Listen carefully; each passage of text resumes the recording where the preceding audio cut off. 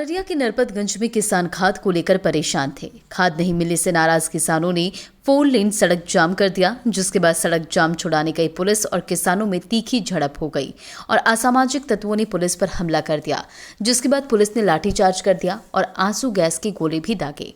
देखते ही देखते 4 लेन सड़क रणक्षेत्र में तब्दील हो गया। किसानों की पत्थरबाजी में कई पुलिसकर्मी समेत पत्रकार भी घायल हो गए। पत्रकार सवेरे से इस जाम और जितनी भी वहापों की स्थिति है मौजूद है और कई मौके पर पुलिस को घेरते भी देखा गया। आखिर वो कौन सी परिस्थिति थी जिसके लिए आंसू गैस और गोली चलानी पड़ी पुलिस को? सर्वप्रथम आप प्रारंभ से जब होंगे तो ये देखे होंगे कि हम लोग स्थानीय किसान की समस्या को देखते हुए नो काउंटर का व्यवस्था किए थे और पर्याप्त मात्रा में खाद और समुचित वितरण हो, इसलिए हम और एसडीओ साहब सुबह से यहाँ कैंप कर रहे थे।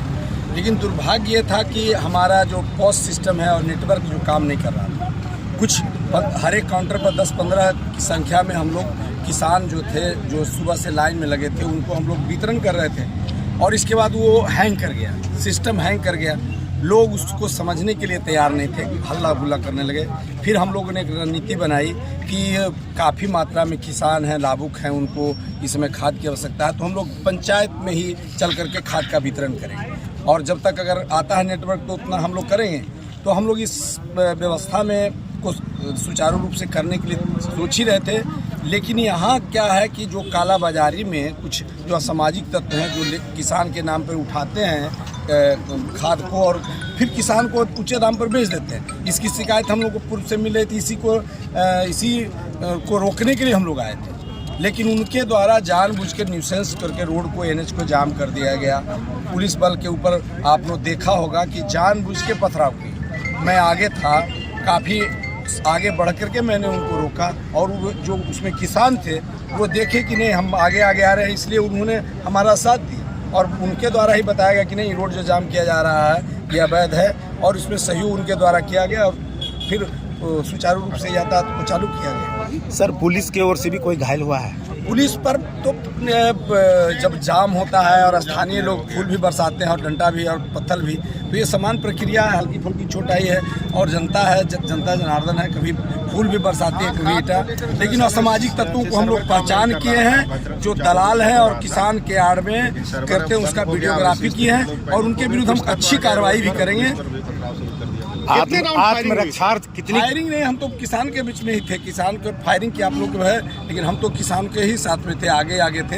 हल्ला उल्ला हुआ था, उसमें हमको इस ढंग का है। आंसू गैस भी छोड़े गए, पुलिस फायरिंग भी हुई।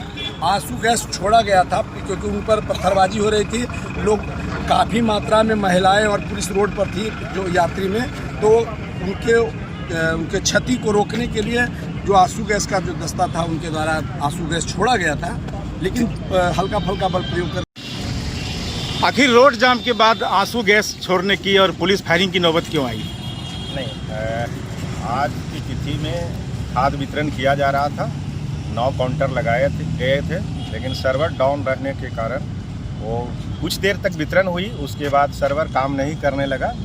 सर्वर काम लोगों से अनुरोध किया गया कि अब पंचायत में ही वितरण होगी, पंचायत में आप चले जाइए सभी लोग। लेकिन कुछ तत्व ऐसे थे जो अचानक रोड जाम कर दिए। इसके बाद एक हमारी वार्ता चल रही थी इसी बीच में लोगों से।